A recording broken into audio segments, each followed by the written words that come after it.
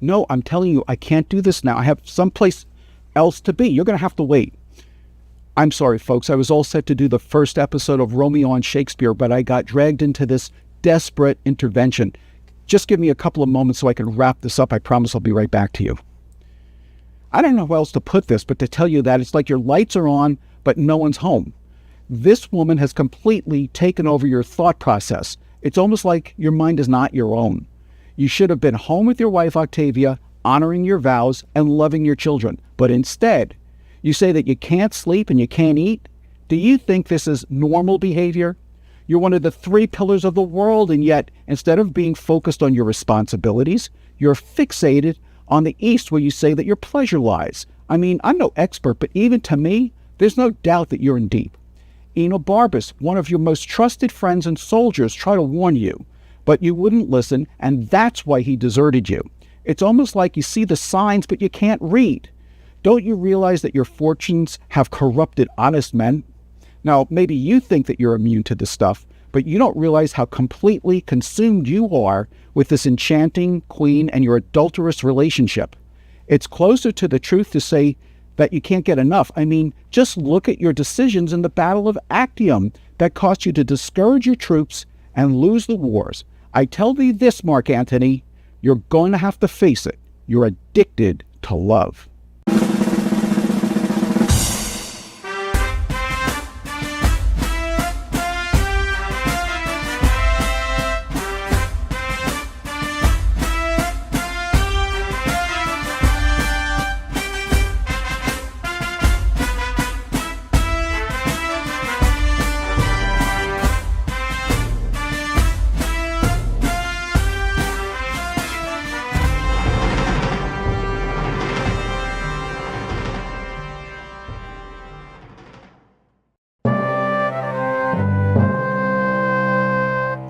If you ever see the 2000 film Pearl Harbor, there's a great scene in the movie where a very attractive Kate Beckinsale in a very striking red dress comes to see Danny. And his friend looks at this woman and tells him, "Women cloud the mind."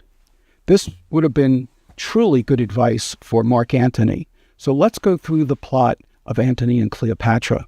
Mark Antony, who's one of the 3 triumvirates of the Roman Republic, along with Octavius Caesar and Lepidus, neglected his soldierly duties after being captivated by Egypt's queen Cleopatra.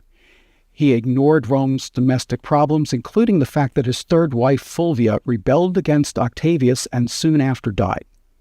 Octavius calls Antony back to Rome from Alexandria to help him fight against Sextus Pompey, who is a master of the Mediterranean. Cleopatra begs Antony not to go to Rome, but after repeatedly affirming his love for her, he eventually leaves. The triumvirates meet in Rome, where Antony and Octavius find a way to resolve their disagreements. Octavius' general Agrippa proposes that Antony should marry Octavius' sister, Octavia, thus solidifying the bond between the 2 men. Antony accepts, but Antony's lieutenant Enobarbus knows that Octavia can never stop Antony from returning to Cleopatra.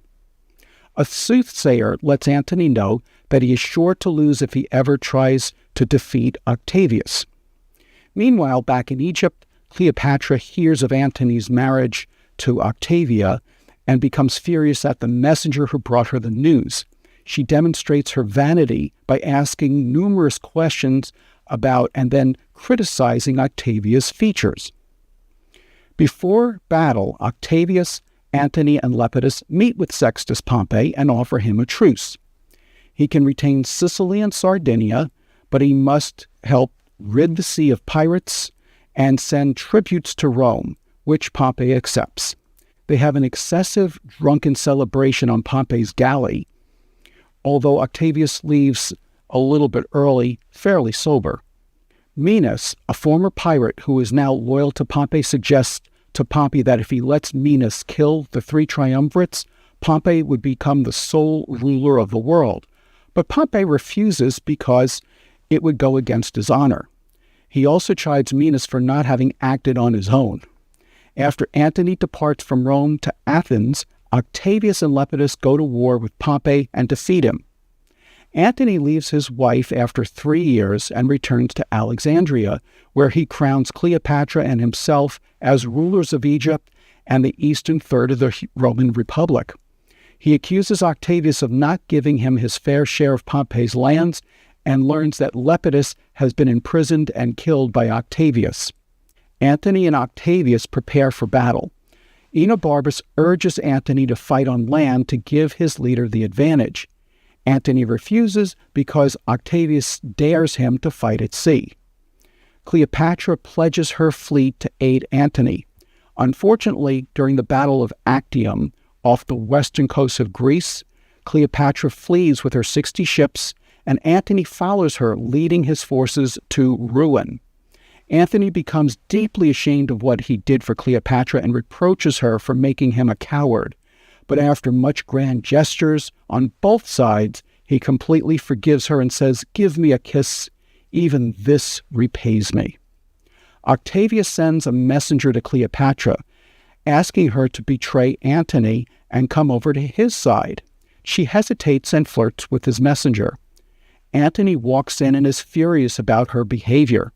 He has the messenger whipped, but eventually he forgives Cleopatra once again and pledges to fight another battle for her. On the eve of the battle, Enobarbus, Antony's long-serving loyal lieutenant, deserts him and goes over to Octavius's side. But rather than confiscating all of Enobarbus's treasures and belongings which he left behind, Antony sends everything to Enobarbus. Enobarbus, who is so overwhelmed by Antony's generosity and so ashamed by his own disloyalty, exclaims, "I am alone the villain of the earth," and he dies from a broken heart. Antony loses the battle, and his troops desert him en masse, and he is furious at Cleopatra, saying, "This foul Egyptian has betrayed me, triple-turned whore." He resolves to kill her for her treachery, but Cleopatra decides that the only way to win back Antony's love is to send word that she has killed herself, and that her last word was Antony. She locks herself in her monument with her women for their protection. Unfortunately, Cleopatra's plan backfires, and Antony decides that his own life is not worth living. He begs one of his aides, Eros, to run him through with a sword. But Eros kills himself instead to escape the sadness of Antony's death. Antony admires his courage and attempts to do the same, and wounds himself badly, but not to the point of sudden death. In great pain, he finds out that Cleopatra is actually still alive. He asks his guards to hoist him up so that he can be with Cleopatra in her monument, where he dies in her arms. Now that Egypt has been defeated, Cleopatra is placed under the guard of Roman soldiers. She tries to take her own life with a dagger, but Proculaeus succeeds in disarming her. Octavius arrives and assures Cleopatra that she will be treated with honor and dignity. But the loyal Dolabella secretly warns her that Octavius intends to parade her in his Roman triumph. Cleopatra bitterly anticipates that there will be endless humiliations awaiting her for the rest of her life as a Roman conquest. She decides to kill herself with an asp and longs to meet Antony again in the afterlife. Her serving maids, Iris and Charmian, also die, Iris from a broken heart and Charmian from one of the 2 asps in Cleopatra's basket. Octavius discovers the dead bodies and experiences conflicting emotions, while Antony and Cleopatra's death leave him free to be the first Roman emperor. Octavius feels guilt and remorse for having relentlessly hunted them. He orders a public military funeral for the both of them and their servants. When we get back, we'll look at the characters that make up this remarkable tragedy. There certainly are a lot of interesting characters in Antony and Cleopatra, so let's go through some of the major ones. We'll start with Mark Antony. Now, this is a very different Mark Antony than we see in Julius Caesar, because now he is world-weary, he's content to live in his love nest with his queen, shirking his responsibilities to his wife, his soldiers, and his fellow world sharers. In fact, it seems that his greatest failing is that he's forgotten that the price of greatness is responsibility. Next up, we have Cleopatra. Now, the way she's portrayed through Shakespeare is that she is a drama queen, she is flighty, fickle, unpredictable, maddening, and insecure, primarily concerned about herself. In fact, when Mark Antony dies, her first question is, "What's die? Have no care for me?" She's so self-absorbed. Charmin and Iris are her ladies-in-waiting. They are her confidants and her emotional supporters, and they're both very loyal, and they're even willing to die with her. Let's go over Octavius Caesar. Now, he is powerful, serious, and very loyal to his sister Octavius, and he is the foster nephew of Julius Caesar. Now, that's important because Julius Caesar did not have any legitimate male heirs. There's also Enobarbus. Now, he's a close confidant of Mark Antony, and Shakespeare uses Enobarbus to ask Mark Antony questions that we want to know the answers to and to learn Antony's private thoughts. He's very loyal to him for much of the play, and he tries to help Mark Antony until he realizes that Cleopatra's hold on him is greater than his own. Now let's talk about the triumvirate. Now this is Mark Antony. He is the warrior. Her soldiership is twice that of the other twain. He shirks his responsibilities from the other two. Then you have Octavius Caesar.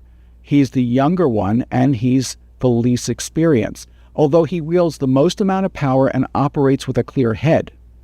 And then you have Lepidus. He's a foolish old man, and in this play he's over the hill, he drinks too much, and he's easily dispatched by Caesar.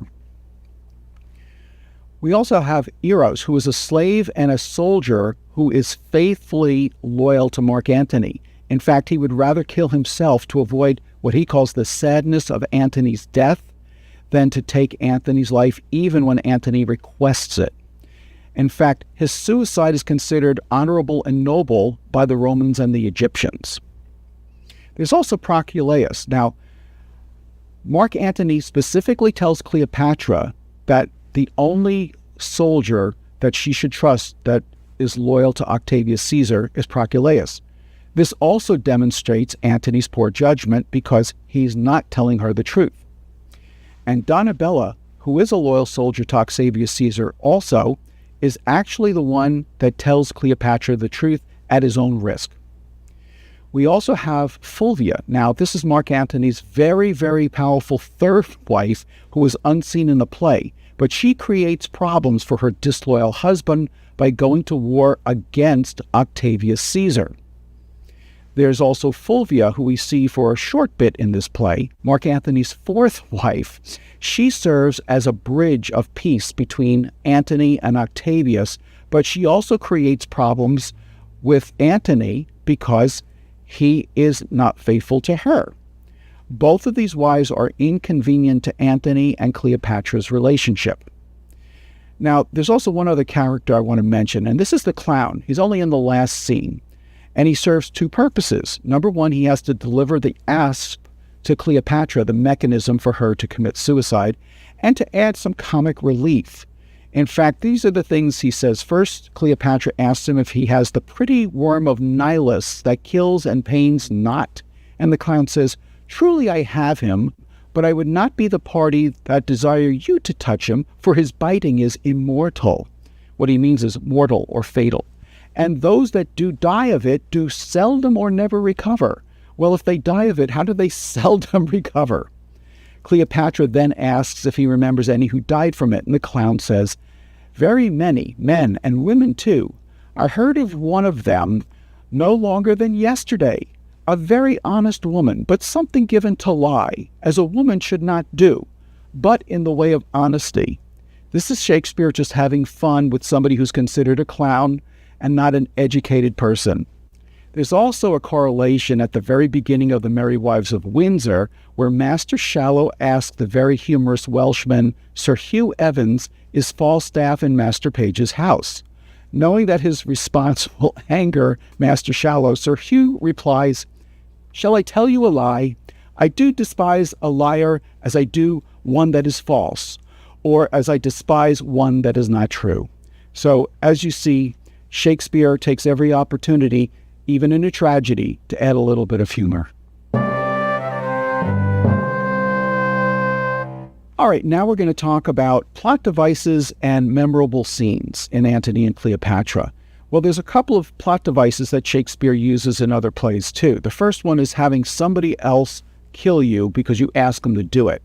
In Julius Caesar, we see that a few different times. In this one, we see Mark Antony ask his servant, his slave, Eros, to do it, who he made promise to do it as well. Eros refuses to do it and kills himself instead because he is just so loyal to Antony. He doesn't want to see the sadness of Antony dying. Also, another plot device that's used here is the soothsayer, who provides prophecies which almost always come true in the Shakespeare plays. In this one, Mark Antony asks the soothsayer, who would be victorious, Octavius or me? And he says, Octavius, stay away from him. We're not going to talk too much about the plot devices in here, but we are going to see them in the other plays as we go through them. But I do want to talk about the barge scene. I still remember my very first college course on Shakespeare. I always wanted to see the play performed after hearing the description of the barge scene. What I didn't discover until later, however, is that because it's such an elaborate setting, it's very difficult to perform it on stage, so we have to have Enobarbus verbally describe what takes place for this extravagant set. So here's what he says to Agrippa and Maecenas. This is describing when Antony meets Cleopatra. "The barge she sat in, like a burnished throne, burned on the water. The poop was beaten gold, purple the sails, and so perfumed that the winds were lovesick with them. The oars were silver, which to the tune of flutes kept stroke, and made the water which they beat to follow faster, as amorous of their strokes. For her own person, it beggared all description. She did lie in her pavilion, cloth of gold, of tissue. We're picturing that Venus where we see the fancy outwork nature. On each side of her stood pretty dimpled boys, like smiling cupids, with divers colored fans, whose wing did seem to glow the delicate cheeks which they did cool, and what they undid, did. At the helm a seeming mermaid steers, the silken tackle swell with the touches of those flower-soft hands that yearly frame the office. From the barge a strange invisible perfume hits the scents of the adjacent wharfs. The city cast her people out upon her, and Antony, enthroned in the marketplace, did sit alone, whistling to the air, which, but for vacancy, had gone to gaze on Cleopatra too, and made a gap in nature. Wow, what a description. Agrippa later says of Cleopatra, "Royal wench, she made great Caesar lay his sword to bed. He plowed her, and she cropped." Now, Agrippa is referring to a rumor that Cleopatra was brought by Apollodorus to Julius Caesar in a carpet or a rolled-up mattress cover. Cleopatra did bear Caesar a son whose name was Octavian. By the way, actress Claudette Colbert, who played Cleopatra in the 1934 Cecil B. DeMille version of that film of the same name, said it was quite difficult to be rolled out into a mattress, breathe, and come up looking pleased with yourself. They also did it in one take. Now, there's another scene that I want to talk to about in here. Maecenas later says, "Now Antony must leave her utterly." And here is Enobarbus's reply, "Never, he will not. Age cannot wither her, nor custom stale her infinite variety. Other women cloy or sicken the appetites they feed, but she makes hungry where most she satisfies. The vilest things become themselves in her, that the holy priests bless her when she is riggish, that is, lustful or sexually unrestrained. Now, there's a lot of talk in this play about serpents, snakes, crocodiles, and worms, but they rarely ever use the right description for each of these creatures. But I love this description of the crocodile that Mark Antony makes to Lepidus. While feasting aboard Pompey's ship, the drunken Lepidus says to Mark Antony, "You have strange serpents there in Egypt. What manner of thing is your crocodile?" Now, Mark Antony, who we hear admit in Julius Caesar that he thinks that Lepidus is a washed-up old fool, decides to have some fun at his expense since he's already drunk, and he says, "It is shaped, sir, like itself, and it is as broad as it hath breadth. It is just so high as it is, and it moves with its own organs. It lives by that which nourished it, and the elements, once out of it, transmigrates, and the tears of it are wet." Does that help you understand what a crocodile looks like? When Lepidus asks, "What color is it?" Mark Antony replies, "Of its own color too," to which Lepidus says, "'Tis a strange serpent." It's not even a serpent. But again, I'm trying to point out to you what really makes Shakespeare great is the dialogue and the descriptions that go into every single line. Strength and cowardice are two themes that run throughout this entire play. Octavius Caesar demonstrates his strength consistently throughout the entire play. Mark Antony is sought out because of his well-known military skill and expertise and strength, which is repeatedly acknowledged by Octavius Caesar, Lepidus, and Pompey. However, Mark Antony demonstrates his cowardice by turning tail during the Battle of Actium and following Cleopatra, and in doing so he disgraces himself, loses the credibility in the eyes of his men and also those of his adversaries. Cleopatra shows her strength when she is willing to go to sea to battle alongside of Antony. However, fearing that the battle is lost, she flees at the height of the conflict and thus alters the outcome from success to failure. Still, at the end of the play, Cleopatra decides to end her life on her own terms, rather than be paraded around Rome as one of Caesar's triumphs. So you see, as with all of Shakespeare's plays, his willingness to include the depths of his characters is what makes his work so enduring. What really sets apart Shakespeare from so many other playwrights is his ability to phrase things in romantic, memorable, and often unforgettable ways. Here are just a few of the most powerful lines in Antony and Cleopatra. After losing the Battle of Actium because of Cleopatra's cowardice, an enraged Antony exclaims, "O whither hast thou led me, Egypt? Thou knewest too well my heart was to thy rudder tied by the strings, and thou shouldst tow me after. You didst know how much you were my conqueror, and that my sword, made weak by my affection, would obey it on all cause." Yet only 2 lines later, after Cleopatra asks for pardon, Mark Antony replies, "Fall not a tear, I say. One of them rates all that is won and lost. Give me a kiss. Even this repays me." Talk about being addicted to love. When Enobarbus abandons Mark Antony, he says, "I am alone, the villain of the earth, and I feel I am so most." And after he finds a ditch wherein to die, he laments, "Let the world rank me in register, a master leaver and a fugitive. Oh, Antony. Oh, Antony." And when Octavius Caesar learns of Antony's death, he says, "The breaking of so great a thing should make a greater crack." Wow.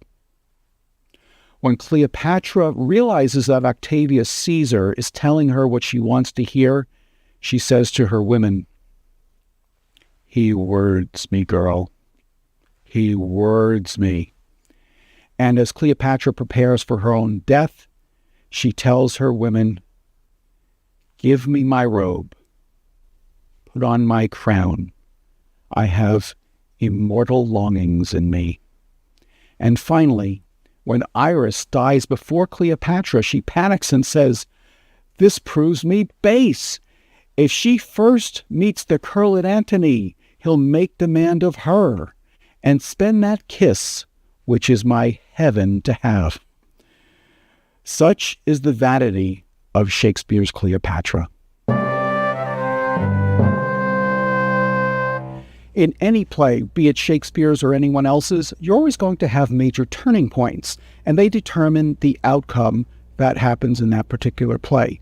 Now, in a tragedy, they're even more important because you realize had different actions been taken at these points, maybe the outcome would have been different. So let's go through the major turning points in Antony and Cleopatra. I also want to point out some correlations to some of the other Shakespeare plays that we're going to find here as well.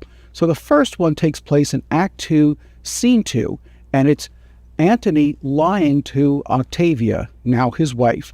He says, "Read not my transgressions in the world's report, but that to come shall all be done by the rule." Well, if he had only taken his own advice, things would have been much better for him. Second turning point is in Act 3, Scene 2. Antony now lies to Octavius Caesar, his wife's brother. "You shall not find, though you be therein curious, the least cause of what you seem to fear." In other words, I don't know why you think I'm going to run back to Egypt to Cleopatra again, but he does.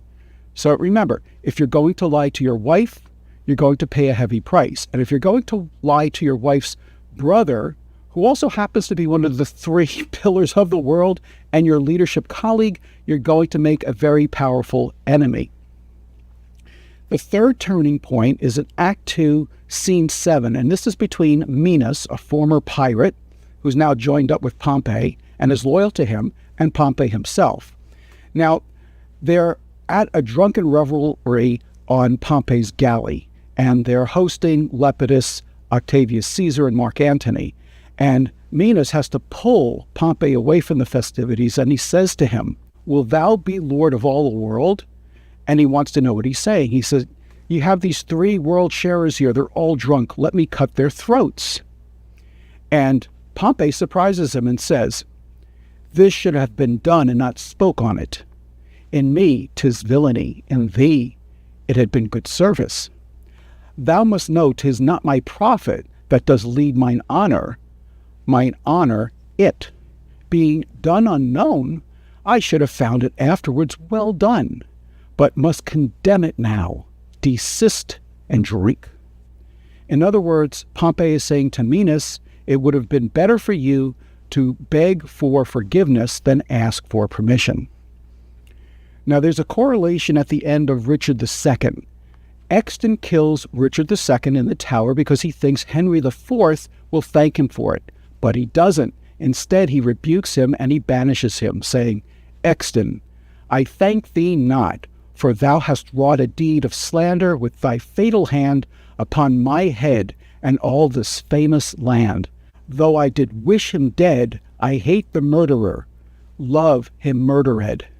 With Cain, go wander through the shades of night, and never show thy head by day nor night." Now, there's also another correlation to this in King John. The king tells Hubert to kill Arthur and then chides him after he thinks he's done it and doesn't take any responsibility. He says, "Hadst not thou been by, a fellow by the hand of nature marked, quoted and signed to do a deed of shame, this matter had not come into my mind, but taking note of thy abhorred aspect, finding thee fit for bloodied villainy, apt liable to be employed in danger, I faintly broke with thee about Arthur's death, and thou, to be endeared by a king, made no conscience to destroy a prince. We're going to see this same situation played out over and over again with different variations on the same theme in the other plays. But what we should take away from the situation is that, with or without permission, it's never a good idea to commit murder because you think it might please your king or benefit yourself. And the final turning point is in Act 3, Scene 7.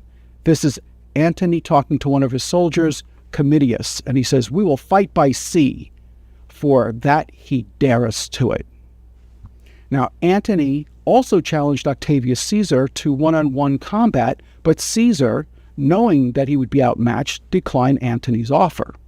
Antony, on the other hand, takes the bait and accepts Caesar's challenge to fight at sea, even though he knows Caesar will have the military advantage, and as a result, he winds up being defeated by Caesar. In poker, there's a saying, if you look around the table and you can't figure out who the chump is, it's you. So the lesson I want you to remember is, don't be a chump. In doing some research for this video, I found some interesting facts I want to share with you. First of all, Cleopatra could speak anywhere from between 9 and 12 different languages, making her very powerful. These included Egyptian, Latin, Greek, Ethiopian, and Macedonian. In fact, she wasn't even Egyptian. She was born in Alexandria, but her father was from Macedonia, which was part of Greece. At the time, she was the only female ruler of a nation in the entire world. She was only 39 years old when she died, and Mark Antony was 53. She had one son to Julius Caesar named Octavian, and she was in Rome at the time of Caesar's assassination. She had 3 children to Mark Antony, and Mark Antony had 2 to 3 children with Octavia. He was away from her for 3 years at least. Even though a guard says that the fig leaves in the basket containing the asp have slime upon them, snakes are not slimy. Oh well, nobody's perfect. Now, let's talk about the actors in Antony and Cleopatra. But before I cover who was in the 1980 BBC version, I do want to note that Charlton Heston also directed and starred in a version in 1972.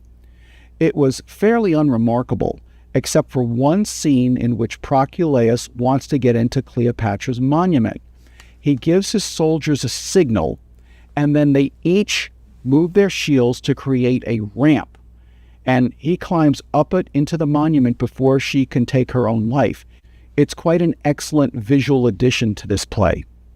Now, in the 1972 Charlton Heston version, Jane Lapoitiere plays Charmian, one of Cleopatra's women. But in the 1980 Royal Shakespeare Company version, she gets a promotion and plays Cleopatra herself. She also went on to portray Lady Macbeth in the 1980 Royal Shakespeare Company version of Macbeth. Anthony Pedley, excellent actor, who plays Agrippa in the 1980 Shakespeare Company version, will also play Rodrigo in Othello, Junius Brutus in Coriolanus, Ajax in Troilus and Cressida, and Tranio in The Taming of the Shrew. By the way, Simon Chandler, who plays Eros in the 1980 Royal Shakespeare Company version, also joins Anthony Pedley as Lucentio in The Taming of the Shrew and plays Master Fenton in The Merry Wives of Windsor. So you can see it's all connected. All right, now it's time for this week's Romeo on Shakespeare trivia questions. Shakespeare certainly wrote many of the most famous quotes in the English language. However, very few of them were the first line of any play. Here are the 3 most famous first lines of Shakespeare plays. Can you name the play from the quote? And you get extra credit if you can say who said them. Number 1, if music be the food of love, play on. Number 2, Now is the winter of our discontent made glorious summer by the Son of York. And number 3, when shall we three meet again, in thunder, lightning, or in rain? You think you know them? Let's see if you can get them without looking them up. When we get back, I'll give you the answers to all 3, and let's see if you know who said them too. All right, how did you do? Could you get the answers without looking them up? They really weren't that hard. Number 1, if music be the food of love, play on. That was Count Orsino in Twelfth Night, probably the most famous of all of Shakespeare's first lines. Number 2, now is the winter of our discontent made glorious summer by the Son of York. That is Richard III in Richard III. In fact, one of my books, I started off with a line, "What is the source of your discontentment?" because I was so inspired by hearing that quote. And number 3, when shall we three meet again, in thunder, lightning, or in rain? That is spoken by the first witch in Macbeth. I'll bet you got them all. Let's talk about some relevant lessons to take away from Antony and Cleopatra. First of all, don't blur the lines. If you're going to be a leader, then you have to be willing to sacrifice your own personal desires. And if you're married, don't go running off to be with someone else. We should all know that lesson. Number 2, keep your loyalty straight if you want to be a leader worth following. And number 3, don't take the bait. When your enemy dares you for his own advantage, it's wiser to decline. And finally, one thing you have to give Cleopatra. Between being rolled up in a mattress cover to be introduced to Julius Caesar, or the incredible barge scene that she staged for meeting Mark Antony, the woman certainly knew how to make an entrance. I'm Dave Romeo, and thank you for watching this episode of Romeo and Shakespeare. Please join me next time and find out why all that glisters is not gold.